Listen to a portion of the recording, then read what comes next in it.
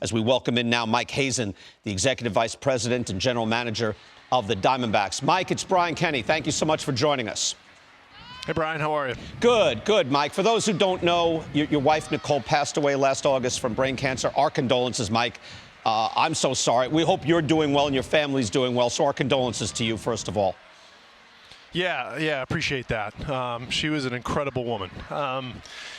Passed away last August from glioblastoma, which unfortunately at this point in time is still a terminal illness, a terminal brain tumor that we haven't quite figured out how to get through to the other side, and the research and the funding that's needed to continue to move forward. So the next person doesn't befall the same fate that Nicole did. The next family doesn't experience what we did. But I appreciate it. Kids are doing good, and just happy to be here. Yeah, I can't even imagine. Mike, we know that you'll be making a sizable donation to the Ivy Brain Tumor Center in honor of your wife, Nicole. What can we expect on Friday at Chase Field? Look, the commitment she and I made when we talked about this and we knew kind of where we were headed was I would carry the torch to do whatever I could to carry on her story, her legacy, to ensure that the next family didn't go through what we went through. And so that's why we're doing what we're doing financially. Look, the Red Sox are coming into town. It's always a show when the Sox come into town. They're playing fantastic. Hopefully we're playing okay too, and we're going to do some stuff to hopefully raise some money, and then hopefully put on 9 innings of good baseball and beat the Sox. Well done. How can people donate? We're running things on the bottom there, but is there anything else they can do to make some sort of donation? If everybody, small things can mean a lot.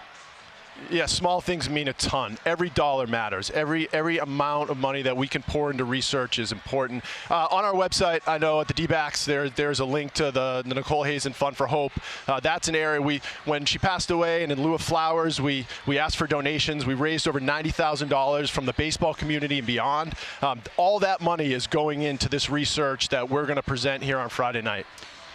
Well, excellent, and well done. On a baseball side of things, I know you had you had attacked the entire organization, had things in the right direction, but the last 2 years, again, I mentioned 88 losses, 110 losses. What is it like to see it now all come together where you guys look excellent? You're 9 games over 500. You're one of the best stories in baseball. What's going so right for you guys this year? I think it started last year in the second half, to be honest with you. We went through May and June last year. We were terrible. But we started when some of these kids started coming up, infusing a little energy into our lineup. We started to play a lot better, and we carried that through the second half. We died a little bit at the end of September, but up through when the Phillies came into town in last September, we were playing really good baseball, and we were out of it at that point. But I think that's carried over. We play hard every night. You saw it last night. We were up. We were up 3-1. We give it up 3-3. Next inning, we come right back and we score. And that's been happening. And I think it happens 1 through 9 in our lineup. We're not going to outslug you to death. We're not going to be able to outrun you. We're not going to be able to outpitch you all the time. But we are going to stay in the fight for 9 innings. And I think that's been an important characteristic for this team. We have incredibly talented players, but those incredibly talented players work hard. They care about each other. They play together. And so far, through the first 50, that's what we've seen. You can see it, Mike, when you watch your team on the field the first couple of weeks, like, whoa, this team will fight you. And you can see it. You run, you field, you get after it. You also have top-end talent. Tell me about the Zach Gallen trade. Again, he's a Cy Young candidate again. It was a rare type of trade where you had Jazz Chisholm in your farm system. Gallen had already been brought up to the Marlins. How did that even go about? We were stalking them pretty hard for a while, and they were coming after us for Jazz. So I think it was one of those things we talked about a few weeks prior. We danced around it a little bit. They tried to get a little more. We tried to get a little more. But in the end, I think both teams really valued the players that they each got. And so I think that trade has really worked out for both sides. We are extremely fortunate to have somebody at the top of our rotation like Zach, not just the talent and the player, the preparation, the teammate, what he brings to our team. I think having a good team and having a number one standing there every 5th day is an important thing for every good team to have. You know what's amazing about that, Mike? Because I've gone back and forth. I've probably written essays on it. Like at certain times, that trade looks like a big win. It could go in either direction. Oh, Jazz is playing great. What happened to Zach? Zach is great. Jazz is hurt. I'm never quite sure. I thought you want a frontline pitcher who was major league ready. but there's been different times where you must feel like, wow, we did great. Wow, did we do great? That happens with every trade. If you go watch it in any short window, somebody won, somebody lost. You got to give it some time. I do think, look, Jazz is an incredible player. He is so talented. He brings such an energy to the game.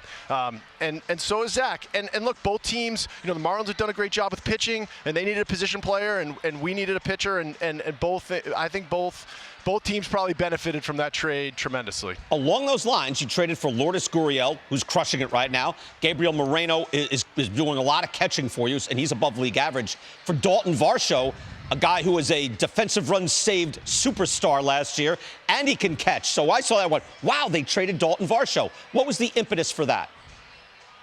I think the thought process, so we went through the offseason. We had extra left-handed hitting outfielders. We knew we had to get more right-handed. We weren't sure how that was all going to play out. Trading Dalton was extremely painful. He was a great player and a great teammate for us. But we weren't one player away from being a really good team. And we felt like getting two major league players on our team that were going to help solidify our lineup, they were going to add contact to our lineup, was a factor in how we were trying to put the entire thing together, not just focus on any one player. And that's really what led us to make that trade. We didn't have long-term solution at catcher. That was obviously of value to us too. We had a lot of left-handed hitting outfielders. You've seen even beyond the McCarthy, Carroll, Varsho group that now Dominic Fletcher's up here. There's other guys down there as well. And so we had that, and the catching wasn't as prominent for us. And so we just, those were the main reasons why we made the trade. And you make interesting trades, though. Like you get, it's like the Rays. Like they make a trade, and you go, wait a second, what are they doing? We're thinking that about you too now, Mike. All right, a tough choice you had to make this year, Madison Bumgarner. How did you make the choice that you did? Look, it wasn't working out for us the way we needed it to. We were in a little different situation this year. We had, Tommy and Ryan Nelson, Dre Jameson, Brandon Pfaadt, and others that were coming. We felt like we had to create opportunity for those guys to be able to come up here. With young starting pitching, it's probably the hardest thing to do in the game, to carry the burden of a game on your shoulders for the first 5 to 6 innings.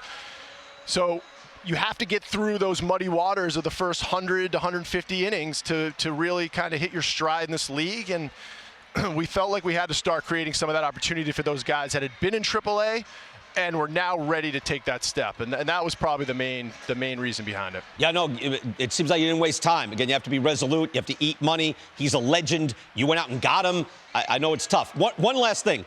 Geraldo Perdomo, I talked about him at the top of the program. Wow, 7th in base running, 15th in hitting. We have some StatCast numbers up there, too, that suggest he's got to regress a little bit, right? But yet, he is doing it, like a 300, 400, 500 season. What do you see in this player who right now looks like a star? Yeah, he's an exceptional kid.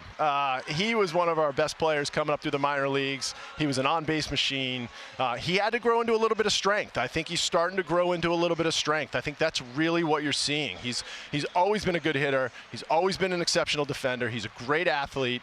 He's a leader out on the field. Even last year when, I think he was posting a 500-600 OPS. Like, he still wasn't afraid to take charge at that position, which is so critical. And he and Nick together give us so much stability at one of the most important positions on the field, and we're a good defensive team. Mm-hmm. That's how we win a lot of games, and we need that stability behind the plate, in the outfield, and at shortstop, and we've gotten that, and he's a big piece of that. Yeah, spectacular so far. Mike, great speaking with you. I just want to remind people they can give to the Ivy Brain Tumor Center, dbacks.com/Nicole Hazen Fund, and they can give there, and on Friday, again, you'll be out there on your home field making the donation.